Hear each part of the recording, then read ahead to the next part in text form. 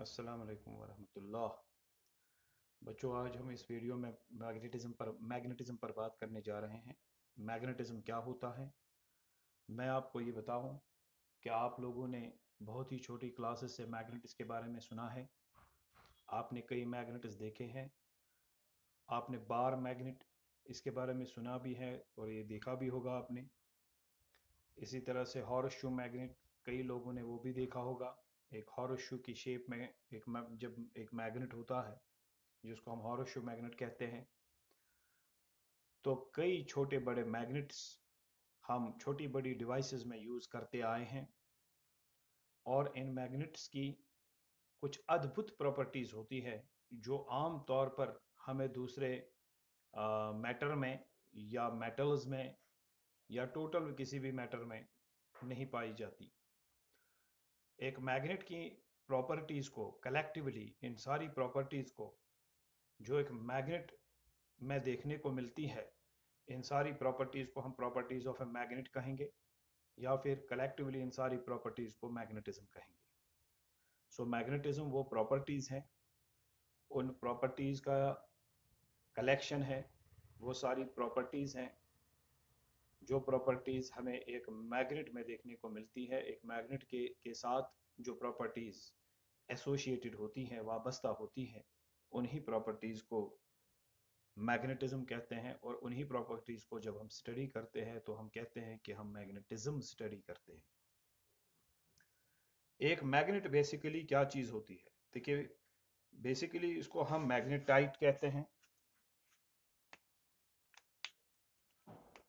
Magnetite.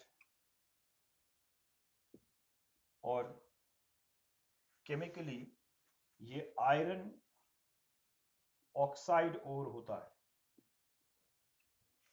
Iron oxide ओर, और इसका formula क्या है?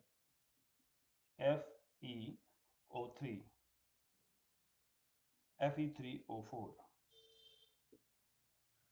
ये आयरन ऑक्साइड है। आयरन ऑक्साइड का ओर है Fe3O4, जो कि एक मैग्नेट बनाता है। और ग्रीक लैंग्वेज में ग्रीक्स ने इसको जो नाम दिया वो है LODE, लोड स्टोन। इसका मतलब होता है वंडर स्टोन। मतलब एक ग्रीक शेफर्ड ने ग्रीक के एक डिस्ट्रिक्ट जिसका नाम था मैग्नीशिया, उसमें पहला मैग्नेट उसने देख लिया कहीं पर। और उसने देखा कि ये मैग्नेट जो है, ये सबस्टेंस जो है, ये चीज़ों को अट्रैक्ट कर सकती हैं कुछ अद्भुत तरीके से, अजीब तरीके से। तो उसने इसका नाम दे दिया लोड स्टोन, जिसका मतलब होता है वंडर स्टोन, एक चमत्कारी पत्थर या एक अजीब गरीब पत्थर। ठीक है। और फिर धीरे धीरे इस मैग्नेट की प्रॉपर्टीज को अनवील कर दिया गया, डिस्कवर कर दिया गया। जैसे हम ये कहेंगे कि ग्रीक्स ने पोल्स इसके डिस्कवर किए कि एक मैग्नेट का नॉर्थ पोल, एक साउथ पोल होता है।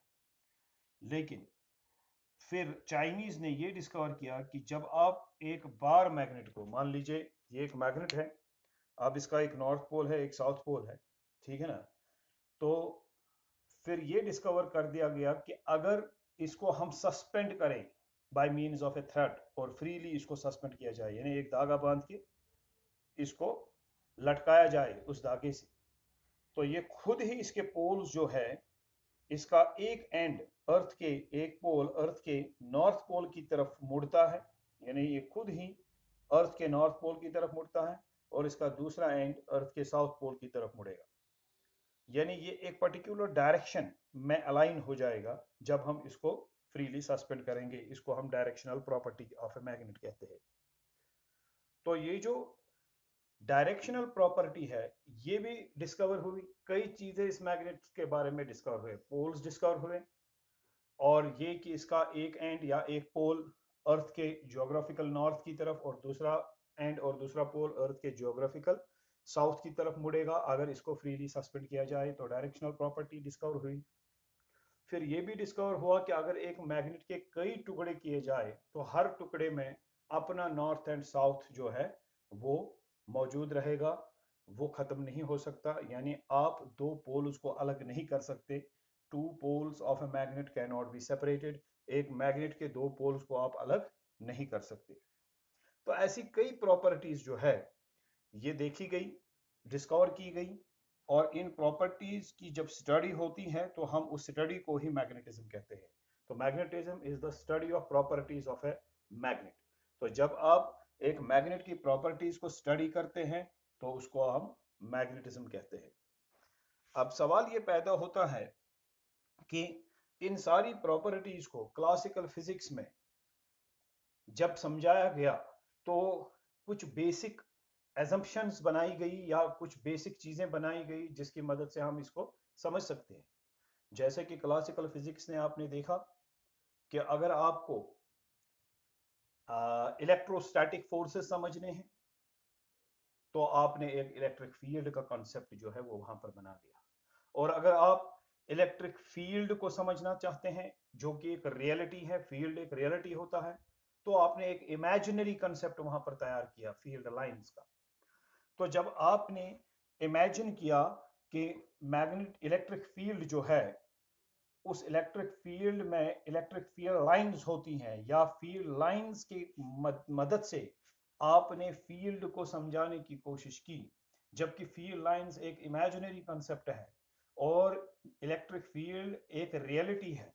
तो इस फील्ड लाइंस की मदद से आपने इस फील्ड को समझाने की जिस तरह से कोशिश की इलेक्ट्रोस्टैटिक्स में, इसी तरह से मैग्नेटिक फील्ड को समझाने के लिए मैग्नेटिक फील्ड लाइंस को इमेजिन किया जाता है। तो what are magnetic field lines actually? हम क्या कहेंगे कि मैग्नेटिक फील्ड लाइन क्या होती है? अब देख लीजिए, अगर ये एक मैग्नेट है, फॉर एग्जांपल इसका ये नॉर्थ पोल है, ये साउथ पोल है, हमने एक बार मैग्नेट ले लिया। बार मैग्नेट आप जानते हैं, आप बहुत ही छोटी क्लासेस से बार मैग्नेट्स के बारे में पढ़ते हैं और इनको कई लोगों ने देखा भी होगा, घरों में भी कभी कभी रहते हैं, बार होते हैं हमारे पास बार मैग्नेट्स, या फिर लेबोरेटरीज में होते हैं। एक बिल्कुल सिंपल सी एक छोटी सी रॉड की तरह, ठीक है, एक टुकड़ा जिसका एक एंड नॉर्थ और दूसरा एंड साउथ पोल होता है। तो फिर अगर आप फील्ड लाइंस की बात करते हैं तो आपको पहले मैग्नेटिक फील्ड की बात करनी पड़ेगी, जो मैग्नेटिक फील्ड फिर एक्सप्लेन हो जाएगा मैग्नेटिक फील्ड लाइंस की मदद से। तो ये मैग्नेटिक फील्ड क्या है? आप जानते हैं कि ये एक स्पेस है, ये एक रीजन है around a magnet within which its magnetic force of attraction or repulsion on any other magnet can be felt or experienced। आप जिस तरह से जानते हैं इलेक्ट्रिक फील्ड की डेफिनेशन कि ये एक रीजन होता है एक चार्ज के इर्द गिर्द, जिस रीजन के अंदर किसी भी दूसरे चार्ज पर फोर्स ऑफ अट्रैक्शन या फोर्स ऑफ रिपल्शन फील हो सकता है। मान लीजिए ये एक चार्ज है आपके पास और इस चार्ज के इर्द गिर्द ये रीजन है और इसी रीजन में दूसरे चार्जेस को अट्रैक्ट कर सकता है या रिपल कर सकता है, तो ये रीजन बन जाता है इसका क्या? Electric field. ठीक इसी तरह से इस मैग्नेट के इर्द गिर्द एक रीजन है जिस रीजन में इस मैग्नेट का फोर्स दूसरी चीजों पर या दूसरे मैग्नेटिक पोल्स पर हम फील कर सकते हैं, एक्सपीरियंस कर सकते हैं, और हम इस रीजन को मैग्नेटिक फील्ड कहते हैं। अब सवाल ये पैदा होता है कि मैग्नेटिक फील्ड तो ये है, तो मैग्नेटिक फील्ड जिस तरह आपने इलेक्ट्रिक फील्ड, जब आप इलेक्ट्रिक फील्ड को रिप्रेजेंट करते हैं, जब आप इलेक्ट्रिक फील्ड के बारे में बात करते हैं तो एकदम से आप फील्ड लाइंस के बारे में बात करते हैं। एक इलेक्ट्रिक फील्ड लाइन क्या होती है? एक इलेक्ट्रिक फील्ड लाइन बेसिकली इस इलेक्ट्रिक फील्ड में वो पाथ होता है जिस पाथ से एक पॉजिटिव टेस्ट चार्ज मूव करें या मूव करने की टेंडेंसी रखे when free to do so. आप जानते हैं कि अगर यहां पर आपका एक चार्ज है, मान लीजिए प्लस क्यू है, और यहां पर आप एक टेस्ट चार्ज क्यू नॉट डाल छोड़ देते हैं, पॉजिटिव टेस्ट चार्ज, तो ये पॉजिटिव टेस्ट चार्ज अगर यहां पर रखा जाए और ये इस रास्ते से मूव करेगा, अगर ये इस पाथ के अलोंग जा रहा है, तो ये पाथ जो है, ये पाथ जब हम ट्रेस करेंगे with the help of A line, यही कहलाएगी इलेक्ट्रिक फील्ड लाइन।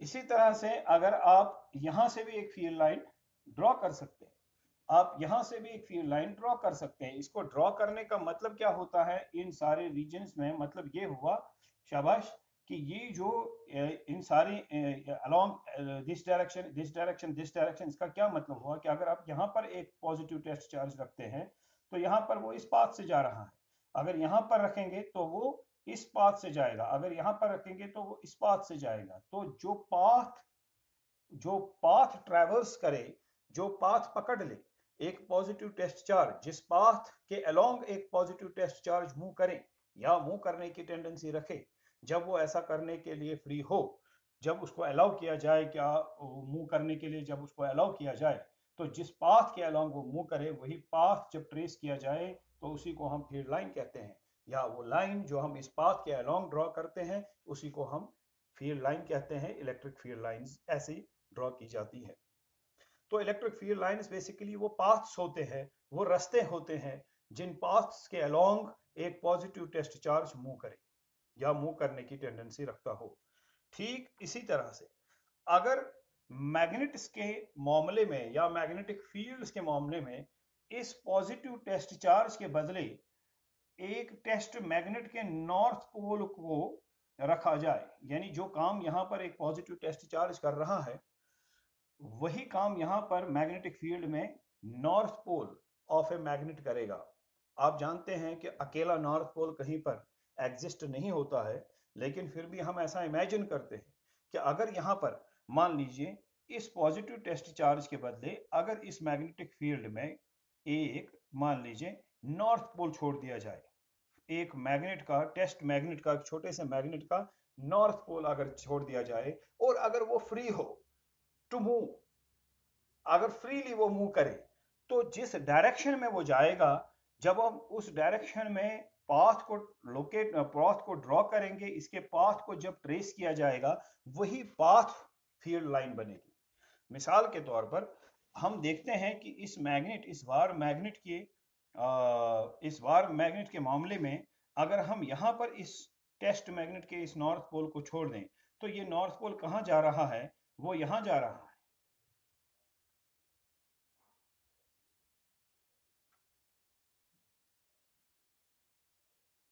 और फिर वो साउथ पोल की तरफ आ रहा है। अब आप कहेंगे कि भाई हम टेस्ट मैग्नेट का नॉर्थ पोल कहाँ से लाए, तो आप इस तरह से, क्योंकि ना एक पोल तो होता ही नहीं है एक मैग्नेट का, मोनोपोल तो पॉसिबल ही नहीं है, मोनो मीन्स वन, ना ही एक नॉर्थ पोल पॉसिबल होता है अकेला और ना ही कोई अकेला साउथ पोल पॉसिबल होगा, ठीक है कि नहीं। तो फिर हम क्या करते हैं, हम एक मैग्नेटिक कंपास, आप जानते हैं मैग्नेटिक कंपास, हाँ बिल्कुल, उसमें ये नीडल होता है और इस नीडल का ही एक सिरा नॉर्थ पोल होता है, दूसरा साउथ पोल, और ये मैग्नेटिक नॉर्थ यही ये नॉर्थ पोल अगर इसका एक सिरा होता है तो ये एक टेस्ट मैग्नेट के नॉर्थ पोल का काम हमें दे सकता है। यानी अगर आप यहाँ पर मैग्नेटिक कंपास रखें, अगर इसका नॉर्थ पोल यहाँ पर रखने से इस तरफ अगर ये नीडल इस तरफ मुड़ी तो इसका मतलब ये हुआ कि इसका जो सिरा है नॉर्थ पोल है वो इस तरफ मुड़ रहा है, तो दैट मीन्स कि टेस्ट मैग्नेट का फिर ये जो नॉर्थ पोल है वो इस नॉर्थ पोल से इस तरफ जाएगा, दूर जाएगा, तो हम इस तरह से ये खींचेंगे। जब हम इस मैग्नेटिक कंपास को यहाँ पर रखेंगे या मैग्नेटिक नीडल को यहाँ पर रखेंगे तो इसका जो ये जो नीडल है इसका जो ऊपर वाला सिरा है ये टेस्ट मैग्नेट का नॉर्थ पोल जिसको हम मानते हैं वो इस तरफ मुड़ेगा, तो हम इस तरफ से इस कर्व को ड्रॉ करेंगे। अगर हम ये माने कि ये मेरे हाथ में एक मैग्नेटिक कंपास है तो आप देखेंगे कि इस मैग्नेटिक कंपास का नीडल यहाँ पर इधर जा रहा है, फिर यहाँ पर इधर जा रहा है, फिर यहाँ रखने से इधर जा रहा है, फिर यहाँ रखने से इधर जा रहा है, फिर यहाँ इधर जा रहा है, फिर यहाँ पर इधर जा रहा है। तो हम इस रास्ते को जब ट्रेस करेंगे इस तरह से तो ये एक मैग्नेटिक फील्ड लाइन हमें यहाँ पर मिलेगी। यही मैग्नेटिक फील्ड लाइन जो है इस तरह से हम मान सकते हैं कि मैग्नेटिक फील्ड लाइन यहाँ से जा रही है और यहाँ साउथ पोल में एंटर हो रही है। इसी तरह से अगर इस टेस्ट मैग्नेट को या इस मैग्नेटिक कंपास को यहाँ पर रखा जाए तो इसका नीडल जो है वो यहाँ इस तरफ जाएगा, तो इसका मतलब हम इस तरह से ट्रेस करेंगे। तो फिर अगर यहाँ रखने से ये कंपास का नीडल इस तरफ जा रहा है तो हम इसको इस तरह ले जाएंगे, और यहाँ रखने से अगर वो फिर इस तरफ जा रहा है तो वो यहाँ ले जाएंगे, और यहाँ रखने से अगर नीडल यहाँ घूम रहा है तो हम इसको इस तरह ले जाएंगे। तो ये एक और रास्ता बन गया, ये एक और मैग्नेटिक फील्ड लाइन बन गई। इसी तरह से एक नेचुरल मैग्नेट के इर्द गिर्द जब हम इस मैग्नेटिक कंपास को रखते हैं डिफरेंट पॉइंट्स पर, तो हम देख रहे हैं कि ये मैग्नेटिक नीडल जो है किस तरफ घूम रहा है। मतलब ये हुआ कि हम ये मान के चलेंगे कि ये मैग्नेटिक कंपास का एक एंड जो है, ये एक टेस्ट मैग्नेट का नॉर्थ पोल है, ये एक फ्री नॉर्थ पोल है, और ये नॉर्थ पोल जिस तरफ मूव करने की टेंडेंसी रखता है वही है डायरेक्शन ऑफ मैग्नेटिक फील्ड। उसी रास्ते के अलोंग मैग्नेटिक फील्ड लाइन जा रही है। ठीक उसी तरह से जिस तरह हम इलेक्ट्रिक फील्ड में पॉजिटिव टेस्ट चार्ज से काम लेते थे, कि जिस तरह से यहाँ की जिस तरफ एक पॉजिटिव टेस्ट चार्ज मूव करने की टेंडेंसी रखता हो वही डायरेक्शन होती है इलेक्ट्रिक फील्ड की। और मैग्नेटिक फील्ड में जिस डायरेक्शन में एक टेस्ट मैग्नेट का नॉर्थ पोल मूव करने की टेंडेंसी रखता हो when free to do so, वही डायरेक्शन बनती है डायरेक्शन ऑफ मैग्नेटिक फील्ड। और उसका जब रास्ता ट्रेस किया जाता है, पाथ ट्रेस किया जाता है, तो वही बनती है मैग्नेटिक फील्ड लाइन। अब यहाँ पर मैग्नेटिक फील्ड लाइन स्ट्रेट नहीं है, ये इन the form of close loops है। अब इलेक्ट्रिक फील्ड लाइंस और मैग्नेटिक फील्ड लाइंस में एक बहुत बड़ा फर्क आपको यहाँ पर नजर आएगा। वो ये है कि यहाँ अगर आपके पास देखिए, मैग्नेट को हम मैग्नेटिक डाइपोल भी कहते हैं क्योंकि इसके दो पोल्स हैं, दो सिरे हैं, नॉर्थ एंड साउथ, तो हम डाइपोल कह सकते हैं। अगर इसको कंपेयर किया जाए 1 मिनट के लिए, मान लीजिए इलेक्ट्रिक डाइपोल के साथ, ये इलेक्ट्रिक डाइपोल है, ये पॉजिटिव चार्ज है, ये नेगेटिव चार्ज है। तो आप जानते हैं इलेक्ट्रिक डाइपोल में जो फील्ड लाइंस हैं वो इस तरह से जाती हैं, यानी वो पॉजिटिव चार्ज से होकर के, पॉजिटिव एंड से होकर के, या डाइपोल के पॉजिटिव चार्ज से होकर के नेगेटिव चार्ज की तरफ जाती हैं। लेकिन फिर वो क्लोज्ड लूप नहीं बनाती, यानी ये फील्ड लाइन यहाँ से यहाँ तक तो गई, फिर वहां से वापस नहीं आएगी इस तरफ। ठीक है, इसने पॉजिटिव एंड पर ये शुरू हुई, ओरिजिनेट हुई, और नेगेटिव एंड पर ये खत्म हो गई, फिर क्लोज्ड लूप नहीं बना। लेकिन यहाँ पर मैग्नेटिक फील्ड लाइंस में क्लोज्ड लूप बनेंगे, यानी अंदर से भी ये फील्ड लाइंस होंगी इस तरफ,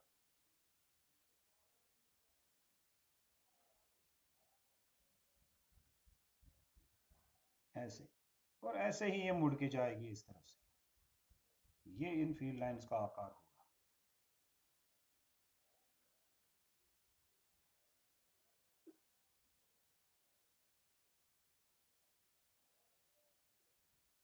तो अब आप देख रहे हैं कि जो फील्ड लाइंस हैं, मैग्नेटिक फील्ड लाइंस जो हैं, ये क्लोज्ड लूप्स बनाते हैं।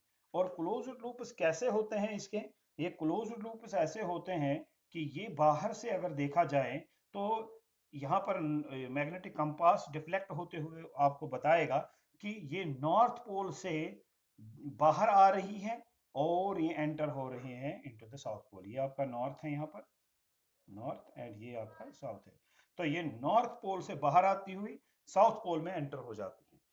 तो आउटसाइड द मैग्नेट ये फील्ड लाइंस हमेशा ही आती हैं, ये क्लोज्ड लूप्स में हमने देखा कि ये क्लोज्ड लूप्स में होती हैं, they are always in the form of closed loops, unlike those of electric field lines. Electric field lines जो है वो इनकी तरह क्लोज्ड लूप्स नहीं बनाती, लेकिन ये क्लोज्ड लूप्स बनाती हैं। लेकिन इन मैग्नेटिक फील्ड लाइंस की डायरेक्शन जो होती हैं, these are directed from north to south outside the magnet। Magnet के बाहर अगर देखा जाए ये जा रही हैं नॉर्थ पोल से, कहाँ, किस तरफ, साउथ पोल की तरफ।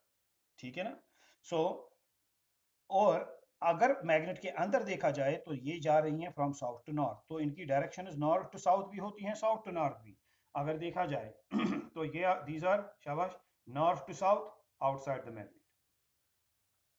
आउटसाइड द मैग्नेट क्या है, नॉर्थ टू साउथ, इस तरह, इस तरह। But inside the magnet these are directed from south to north, अंदर ये साउथ पोल से नॉर्थ पोल की तरफ आ रही आएगी। तो टोटल में हम ये कहेंगे कि magnetic field lines appear to be emerging out of the north pole and enter the south pole। यानी मैग्नेटिक फील्ड लाइंस एक बार मैग्नेट में मानी जा सकती हैं कि they emerge out of the north pole, कि ये आ रही हैं बाहर, कहां से, नॉर्थ पोल से, and enter the south pole, और वो एंटर हो रही हैं किसमें, साउथ पोल में। जिस तरह से इलेक्ट्रिक फील्ड और इलेक्ट्रिक फील्ड से रिलेटेड प्रॉपर्टीज को आप समझते थे या आप समझ पाए हैं इलेक्ट्रिक फील्ड लाइंस की मदद से, इसी तरह से मैग्नेटिक फील्ड लाइंस की मदद से ही हम मैग्नेटिक फील्ड को समझते हैं। और मैग्नेटिक फील्ड को समझ पाएंगे सिर्फ इन मैग्नेटिक फील्ड की लाइंस की मदद से, या मैग्नेटिज्म को समझ पाएंगे इन मैग्नेटिक फील्ड की मैग्नेटिक फील्ड लाइन से। तो हम सबसे पहले हमारा यही काम होगा कि हम इन मैग्नेटिक फील्ड लाइंस को ठीक से समझें। वो तभी समझा जा सकता है जब हम इनकी प्रॉपर्टीज जो है वो समझ पाएंगे। इस मैग्नेटिक फील्ड लाइंस की प्रॉपर्टीज जो है, इनको हम एक एक करके लिस्ट करेंगे। आप इनको हाँ नोट भी कर सकते हैं। Number 1, magnetic field lines are drawn in the region or space along which a free north pole of a test magnet would tend to move if free to do so। ये पहली property, यानी magnetic field line को draw किया जाएगा। कहां पर draw किया जाएगा? इन द रीजन और space along which the free north pole of a test magnet would tend to move। जिस रास्ते से, जिस पाथ से एक टेस्ट मैग्नेट का नॉर्थ पोल मूव करने की कोशिश करता है, या जहां से वो मूव करेगा, ठीक है, उसी रास्ते के अलोंग मैग्नेटिक फील्ड लाइन को ड्रॉ किया जाएगा। ठीक है ना? तो हम लिखेंगे इमेजिनरी, आप भी नोट करते जाएं क्योंकि मैं साथ साथ में फिर इसको मुझे रब भी करना पड़ेगा। Imaginary lines drawn, imaginary lines drawn in the region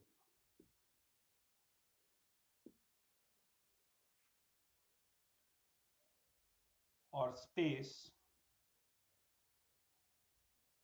along the paths, along a path, along the paths, along the paths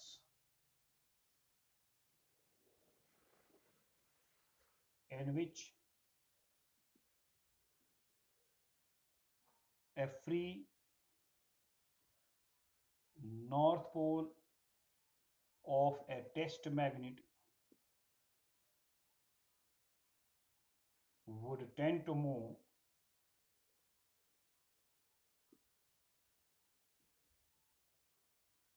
if free to do so। ये हम क्या लिख रहे हैं? Properties of magnetic field lines, properties of magnetic field lines. तो ये पहली property हमने ये नोट की है कि मैग्नेटिक फील्ड लाइंस को कैसे ड्रॉ किया जाएगा। तो इनको वहां से ड्रॉ किया जाता है जहां से ये माना जाएगा कि एक टेस्ट मैग्नेट का नॉर्थ पोल मूव कर रहा है या मूव करने की टेंडेंसी रखता है। दूसरी property, they form closed loops, they form closed loops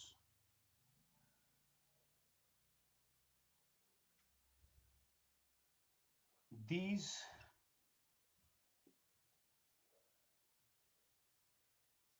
are directed, ये डायरेक्टेड है from north to south outside the magnet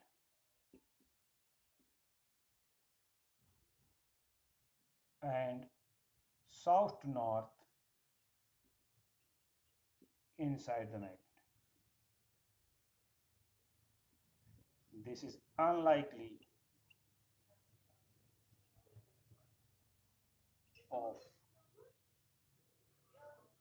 electric field lines which do not form any closed loops, which do not form any closed loops। तो ये magnetic field lines की दूसरी property. तीसरे कि अब ये कि एक लूप जो है, एक लूप एक माना जा सकता है, it's an array of points which are not along the same straight line। देखिए लूप जो है, लूप और स्ट्रेट लाइन में क्या फर्क है ये बताने की जरूरत ही नहीं है। तो एक स्ट्रेट लाइन पर कई पॉइंट्स अगर लिए जाएं तो डायरेक्शन मानी जा सकती है एक ही है। लेकिन जब एक लूप आपके पास होगा, फॉर एग्जांपल ये आपका मैग्नेट है, ये नॉर्थ पोल है, ये साउथ पोल है, और ये इसका एक मैग्नेटिक लूप बन गया। अब अगर ये मैग्नेटिक लूप बन गया तो एक क्वेश्चन, सवाल ये पैदा हो सकता है कि what is the direction of magnetic field at this point, what is the direction of magnetic field at this point, what is the direction of magnetic field at this point, because we see that all these points do not lie on the same straight line, so the direction cannot be same. तो magnetic north pole जो है वो यहाँ पर इधर की तरफ कर रहा है, यानी मैग्नेटिक कंपास का नीडल इधर मुड़ रहा है, इस पॉइंट पर इधर मुड़ रहा है, इस पॉइंट पर इधर मुड़ रहा है. तो what is the direction, how can we represent the direction of magnetic field at point A, point B, point C? Then we have to draw a tangent vector or a tangent at that point in the direction of magnetic field. तो जो direction है magnetic field की, वो magnetic field loop की, वो यहाँ है north to south outside, वो इस तरफ नहीं है. तो अगर वो इस तरफ है तो इस पॉइंट पर अगर आपको रिप्रेजेंट करना है मैग्नेटिक फील्ड की डायरेक्शन को, इस पॉइंट पर टेंजेंट डाल दीजिए. लेकिन वो टेंजेंट इस तरफ नहीं आना चाहिए, इसी तरफ जाना चाहिए, यानी टेंजेंट इस डायरेक्शन में होना चाहिए, क्योंकि फील्ड लाइन उधर ही जा रही है, इस डायरेक्शन में जा रही है, फील्ड लाइन वापस नहीं आ रही है. अगर फील्ड लाइन ऐसे आ रही होती तो हम टेंजेंट इस तरफ डालते, लेकिन अब क्योंकि फील्ड लाइन इस तरफ जा रही है तो हम टेंजेंट इसी तरफ डालेंगे. लेकिन टेंजेंट किधर जाएगा, इस तरफ जाएगा. इस पॉइंट पर भी अगर टेंजेंट डाल दिया जाए तो वो इस तरफ जाएगा, इस पॉइंट पर अगर टेंजेंट डाल दिया जाए तो वो इस तरफ जाएगा. तो आप देख रहे हैं इन डिफरेंट पॉइंट्स पर हमने जब टेंजेंट डाल दिए तो हर एक पॉइंट पर जो हम टेंजेंट डाल रहे हैं वो उस पॉइंट पर रिप्रेजेंट करता है डायरेक्शन ऑफ मैग्नेटिक फील्ड को. So what is the direction of magnetic field at point A? It is along this tangent. What is the direction of magnetic field at point B? It is along this tangent. What is the direction of magnetic field at point C? It is along this tangent. मान लीजिए कि magnetic field line इस तरह से होती straight, तो फिर यहाँ पर और यहाँ पर अगर टेंजेंट डाल दिए जाते वो तो इसी एक ही डायरेक्शन में होते, तो हम कहेंगे कि इस पॉइंट पर इस पॉइंट पर इस पॉइंट पर direction of magnetic field same है. ठीक है कि नहीं? तो मैग्नेटिक फील्ड की डायरेक्शन किसी भी पॉइंट पर अगर पता लगानी हो तो आपको मैग्नेटिक फील्ड लाइन पर, जो कि यहाँ पर लूप के फॉर्म में है, इस लूप पर या इस लाइन पर, उस पॉइंट पर, जिस पॉइंट पर आपको मैग्नेटिक फील्ड की डायरेक्शन पता लगानी है या रिप्रेजेंट करनी है, उस पॉइंट पर इस लूप पर एक टेंजेंट डाल दीजिए और वही टेंजेंट जिस डायरेक्शन में जाता है वही है वहां पर डायरेक्शन ऑफ मैग्नेटिक फील्ड. तो क्या कहा जाएगा, इस प्रॉपर्टी को कैसे लिखा जाएगा? The direction of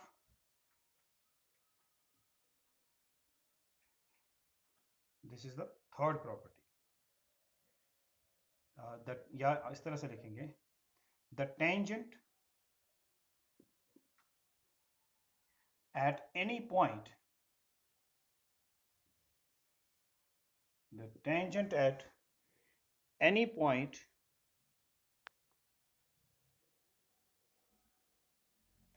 the tangent at any point. हमारा ये बोर्ड कैमरा क्यों टेढ़ा हो रहा है?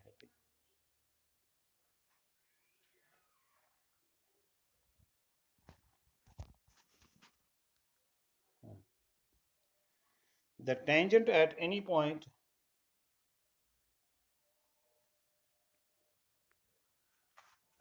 to a magnetic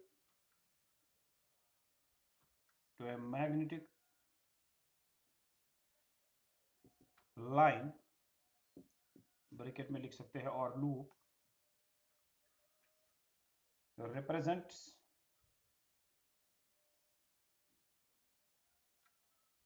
the direction of magnetic field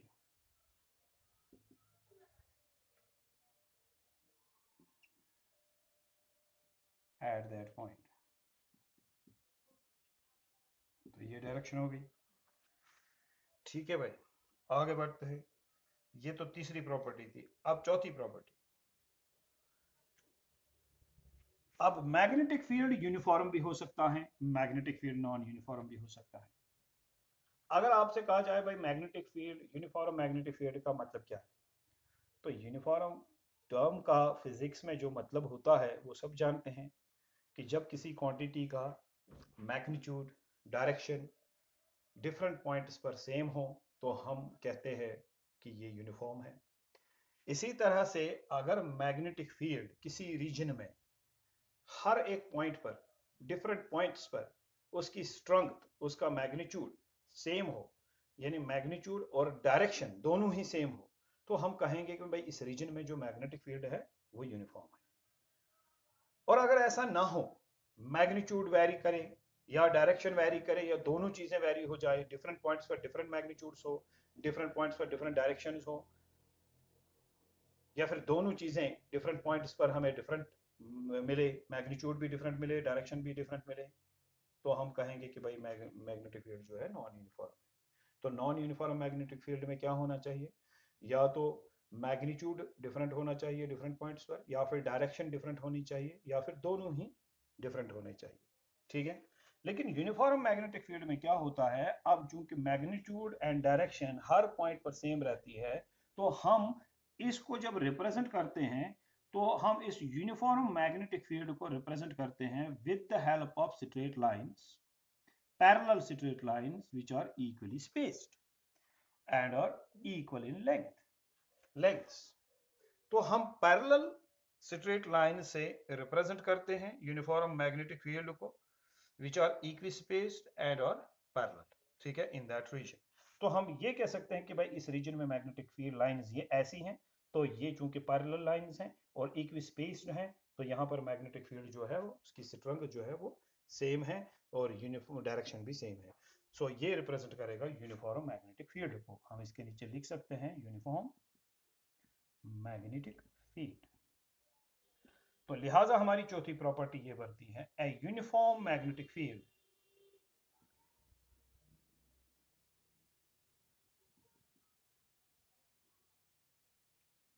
in a region is represented with the help of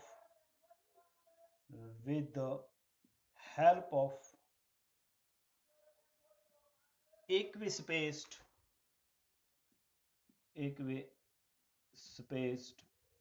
parallel lines।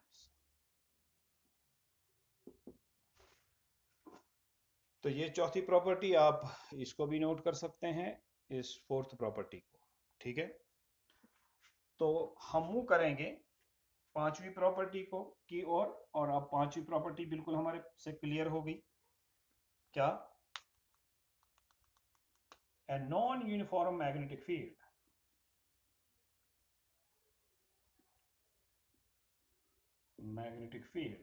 in a region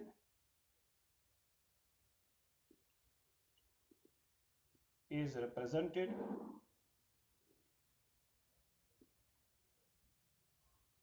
with the help of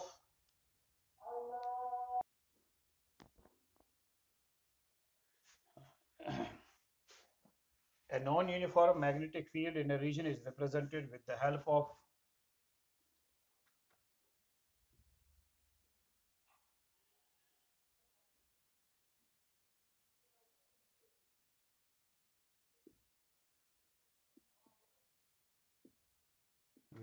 of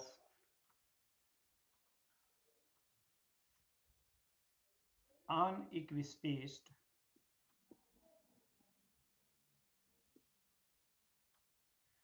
diverging or converging lines in the region। हाँ भाई, देखिए, आप non uniform magnetic field को इस तरह से represent कर सकते हैं कि कहीं पर ये बहुत क्लोज हो सकती हैं और कहीं पर ये दूर दूर, यानी एक अनइक्विस्पेस्ड फील्ड लाइंस हो सकती है। ये नॉन यूनिफॉर्म, या फिर ये इस तरह से एक रीजन में हो सकती है डाइवर्ज होती हुई, तो ये भी एक नॉन यूनिफॉर्म मैग्नेटिक फील्ड है। ठीक है ना। इसी तरह से ऐसे भी रिप्रेजेंट किया जा सकता है। तो ये सारी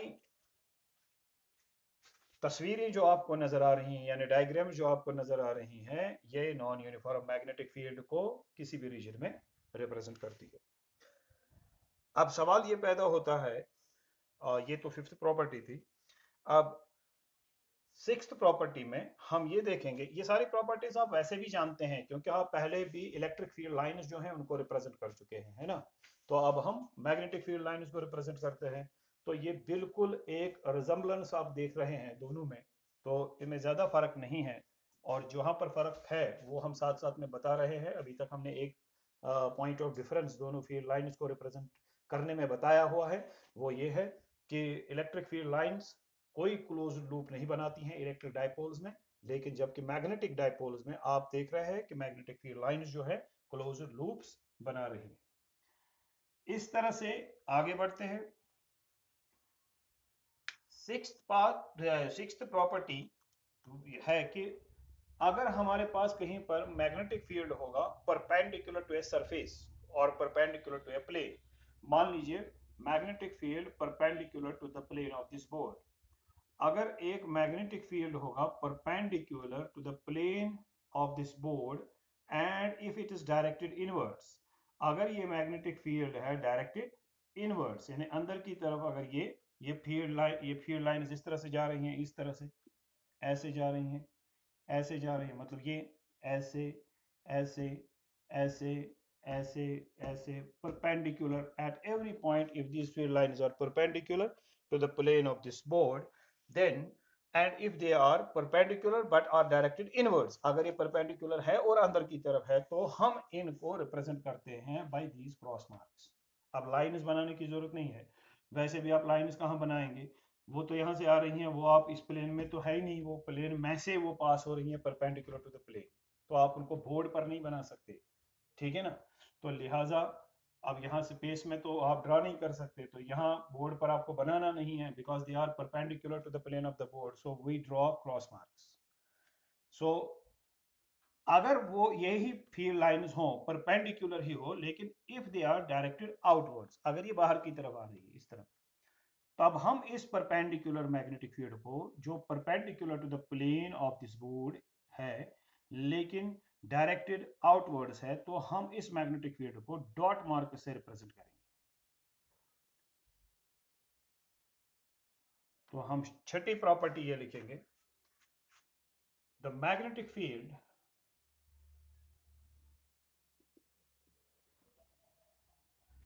perpendicular to a plane directed inwards is represented by cross marks, by cross mark, bracket में इस तरह से क्रॉस दिखाए on the plane and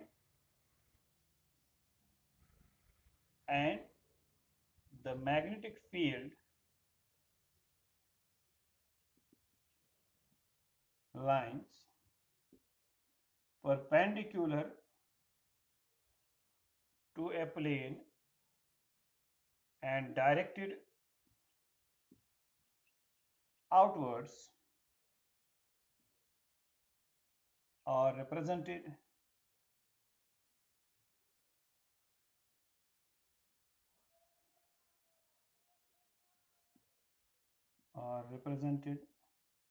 by dot marks, इधर ब्रैकेट में डॉट दिखाएंगे ऑन द प्लेन।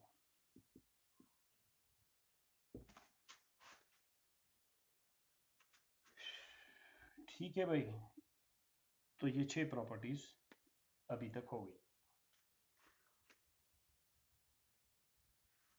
आगे अगर कहीं पर आप देखें कि मैग्नेटिक फील्ड लाइंस बहुत ही क्लोज हैं किसी रीजन में एक दूसरे के, क्राउड अप हो रही है, ठीक है ना, एक बीड बना रही है या क्राउड अप हो रही है, कंजेस्टेड है, तो हम कहेंगे कि वहां पर उस रीजन में मैग्नेटिक फील्ड लाइंस जितना ज्यादा पास पास होंगी, क्लोजर होंगी टू ईच अदर, वो रिप्रेजेंट करता है the region of stronger magnetic field को, और जहां वो दूर दूर होती है उस रीजन में मैग्नेटिक फील्ड वीक होता है, जैसे कि हम अभी ड्रॉ करके आपको बताएंगे।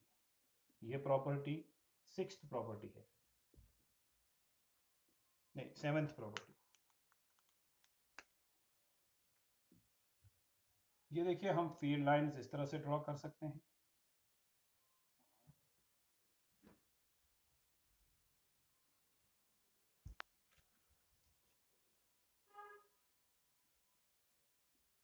तो अगर आप इस रीजन में देखेंगे, फॉर एग्जांपल इस रीजन में देखेंगे और इस रीजन में देखेंगे, मैं इसका नाम रखता हूं ए, इसका नाम रखता हूं B.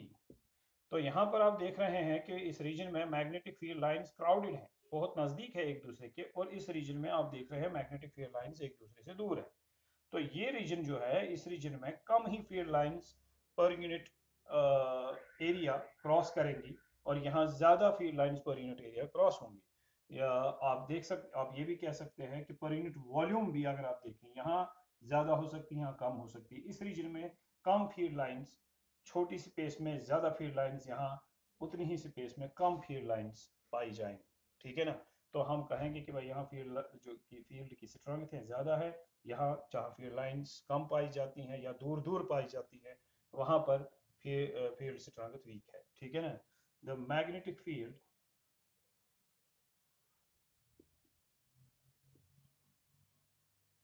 is stronger in a region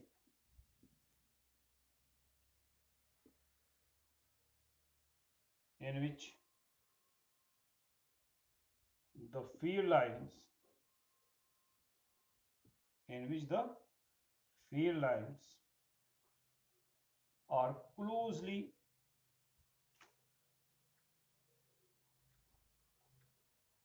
spaced with each other and is weaker in a region in which they are apart from each other, or in which they are widely spaced from each other.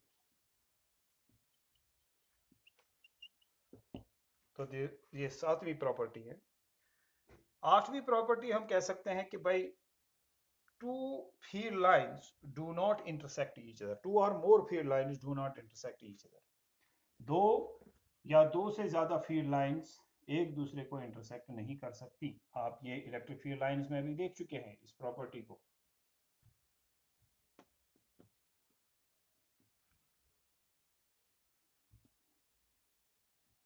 जैसे for example ये आपकी एक field line है, ये field line है। ठीक, अब मान लीजिए ये दो फील्ड लाइंस जो हैं एक दूसरे को क्रॉस कर रही हैं। फॉर एग्जांपल ये और ये। अब कोई हमसे कहे कि भाई यहाँ पॉइंट पी पर हम देखना चाहते हैं what is the direction of magnetic field, तो रूल के मुताबिक आप क्या करेंगे, जिस पॉइंट पर आप मैग्नेटिक फील्ड की डायरेक्शन बताना चाहते हैं या रिप्रेजेंट करना चाहते हैं, आप उस पॉइंट पर टेंजेंट डाल देंगे। अगर कोई किसी आप में से किसी लड़के से पूछा जाए what is the direction of magnetic field at this point, point P पर डायरेक्शन ऑफ मैग्नेटिक फील्ड क्या है, वो ये कह सकता है कि ये जो लाइन वन है, कर्व वन है, इस लाइन पर आप टेंजेंट डाल दीजिए। तो मैंने डाल दिया इस लाइन पर टेंजेंट, लाइन वन पर। तो ये वो लड़का हमें कह सकता है कि ये है direction of magnetic field at point P. दूसरा बंदा कह सकता है कि नहीं, आप लाइन टू जो है इस पर इस पॉइंट पर टेंजेंट डाल दीजिए, क्योंकि ये पॉइंट पी लाइन वन पर भी है और लाइन टू पर भी है, यानी ये मैग्नेटिक फील्ड लाइंस हमारे पास दो हैं, magnetic field line one, magnetic field line two.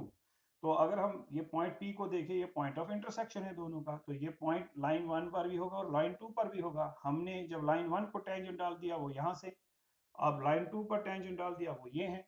तो इसका मतलब या मैग्नेटिक फील्ड की डायरेक्शन ये भी है और ये भी है, ये तो गलत है। एक पॉइंट पर एक डायरेक्शन हो सकती है मैग्नेटिक फील्ड की, तो लिहाजा हम कह सकते हैं कि magnetic field lines do not intersect each other. Magnetic field lines एक दूसरे को इंटरसेक्ट नहीं करती।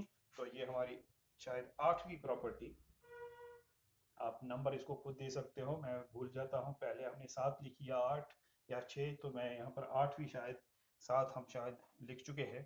तो टू मैग्नेटिक फील्ड लाइंस, या हम टू क्यों लिखें, हम कहेंगे कि magnetic field lines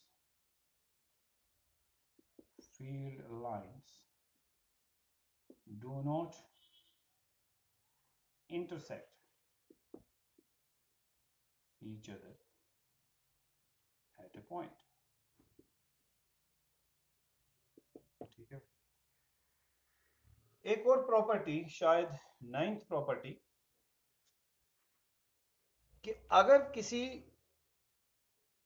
magnetic pole में से माना जाए कि ज्यादा से ज्यादा फील्ड लाइंस आ रही हैं बाहर। मान लीजिए हमारे पास दो मैग्नेट्स हैं, इसका नॉर्थ पोल, इसका साउथ पोल। अब दूसरा भी मेरे पास मैग्नेट है, नॉर्थ पोल साउथ पोल। अगर हम देख रहे हैं कि इसमें से मान लीजिए 50 फील्ड लाइंस बाहर आ रही हैं, हम देख तो नहीं पाएंगे, ये सिर्फ हम इमेजिन ही कर पाते हैं। Suppose 50 field lines are coming out of the north pole of this magnet 1, and then we have magnet 2, and suppose 100 field lines are coming out of the north pole of this magnet। इसके north pole से 50 field lines आ रही हैं और 50 इसमें enter हो रही हैं south pole में। लेकिन इसमें से इसके नॉर्थ पोल से 100 फील्ड लाइंस बाहर आ रही हैं और इसके साउथ पोल में 100 एंटर हो रही है। The number of field lines, जितना ज्यादा फील्ड लाइंस एक मैग्नेटिक पोल से बाहर आ जाए, या जितनी फील्ड लाइंस दूसरे पोल में एंटर हो जाए, हम ये कहेंगे कि उसकी, उस मैग्नेट के उस पोल की स्ट्रेंथ ज्यादा है। तो हम इस तरह से कहेंगे इस मैग्नेटिक पोल, इस मैग्नेट में पोल स्ट्रेंथ ज्यादा है और इस मैग्नेट की पोल स्ट्रेंथ कम है। तो लेकिन इसका मतलब किसी एक ही मैग्नेटिक फेरोमैग्नेटिक सबस्टेंस पर जितना फोर्स ये एक्सर्ट करेगा उससे कई ज्यादा ये एक्सर्ट करेगा। ठीक है ना। अगर उनको इक्विडिस्टेंट रखा जाए, अगर मैं एक आयरन फिलिंग को रखता हूं यहाँ पर, और अगर ये आयरन फिलिंग इसके नॉर्थ पोल और इसके नॉर्थ पोल से इक्विडिस्टेंट है, यानी एक ही दूरी पर है, तो फिर ये वाला नॉर्थ पोल इस पर ज्यादा फोर्स एक्सर्ट करेगा इस वाले नॉर्थ पोल से। क्यों? क्योंकि इसकी पोल स्ट्रेंथ ज्यादा है, इसकी पोल स्ट्रेंथ कम है। तो फील्ड लाइंस की टर्म्स में पोल स्ट्रेंथ को कैसे डिफाइन किया जाएगा? हालांकि पोल स्ट्रेंथ की डेफिनेशन के लिए अलग चीज है और अलग एक्सप्रेशन की मदद से भी इसको डिफाइन किया जा सकता है।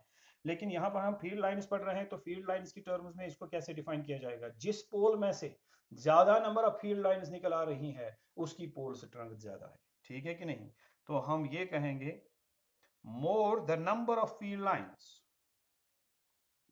more the number of field lines appearing to be emerging out of a pole, appearing to be emerging out of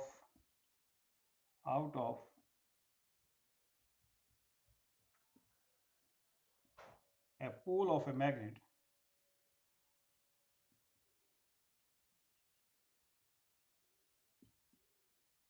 more is the pole strength of that magnet।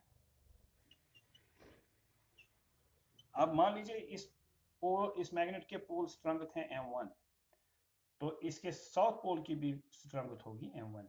अब इस मैग्नेट की पोल स्ट्रेंथ अगर है m2, तो इसके south pole की भी pole strength है m2।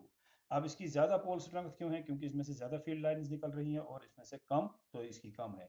तो हम यहाँ पर कह सकते हैं the pole strength of magnet 2 is greater than the pole strength of magnet 1, so m2 is greater than m1।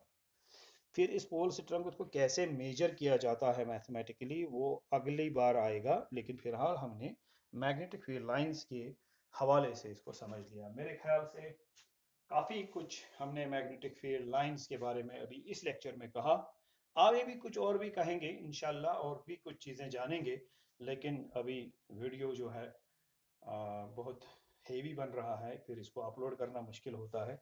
आज इस वीडियो में फिलहाल आपके लिए इतना ही। शुक्रिया।